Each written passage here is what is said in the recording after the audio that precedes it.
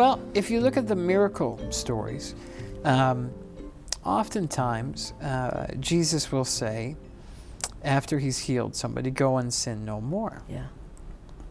Well, when you look at that, there is one way to see it as Jesus affirming the idea that that person was blind or lame because of a sort of presence of sin in the world.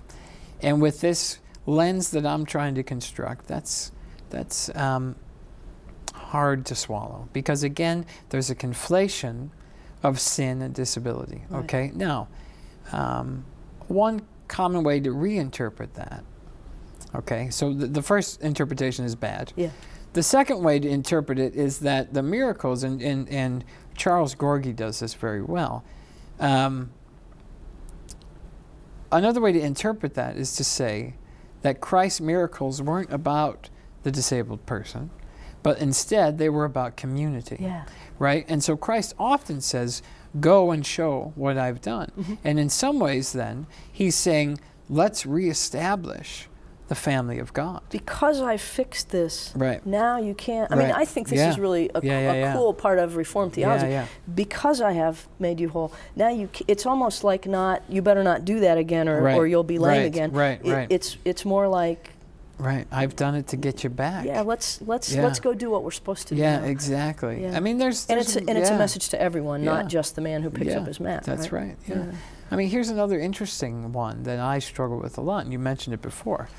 The disciples say, who sinned first? Mm-hmm. To the blind, about the Yeah. blind man. Him or his parents. Yeah. Christ says, doesn't It's matter. not about that. It's about showing the glory of God. Yeah. Okay, now, we like that one. Okay? Yeah. Because it feels good. It doesn't conflate anything, and we feel really good. However, now it's a flip side pressure. Now a disabled person isn't a symbol of sin, but the disabled person is a symbol of God's power. Okay? And so that becomes a rhetorical weight as well. Okay? Mm-hmm. If I walk into a church, I am rarely thought of as a sign of sin. Yeah. Right? I mean, that's just, we don't have that in our culture, thankfully. But oftentimes I walk in as an inspiration. Mm-hmm. Also, a declaration that Chris I don't can want. do all those things despite the difficulties. Yeah. One of my favorite stories is, so what if you don't want that? Yeah. What if I don't decide for myself that I want to inspire? Okay. One of my pastor friends was trying to say, well, don't we need heroes today? Don't we need people who are inspirations? And I said to him, listen, when you go to a dinner party and you're a preacher, and who gets asked to pray? Yeah. Well, certainly he does. And I said, well, what if you don't feel like it? Yeah, what if you don't feel like it? And he says, well, I just bow out, politely and say no. And I said, well, I can't bow out. We don't ask your permission. Right, you to don't be ask my inspired. permission. Yeah. My disability is not a hat. Yeah. It's an essential part of who I am. Right. And so we need to begin to help disabled people name themselves. So so you're saying there, okay, you just don't have the choice. You have to inspire me whether you want to, or you're saying that I shouldn't be expecting you or putting that burden on you. Yeah, what I'm saying is that if inspiration comes from me, it should do that. It should come from me. Yeah. Right? If you're inspired by me secondarily, that's fine, but more than likely you're not being inspired by Chris. You're being inspired by what you see as a disabled body functioning normally in a society. Yeah. Do you know what I mean? Yes. And so, if you know me and I inspire you, well, chances are you've inspired me too. And again, so it's dialogical, it's communal. Sure, right. But often this inspiration is not dialogical at all. Yeah. In fact, it's very monological. It kind of goes back to seeing you as an image or a metaphor again, rather than a real person. Right. And so, so disabled Christians live these symbolic lives. Yeah. And on one hand, people would say, well, what's so wrong about that, right? But what's wrong about that is that being a symbol means that you are not active, that you are passive, that you are object. Yeah. And so we need to, at least I'm arguing that we need to reframe some of that.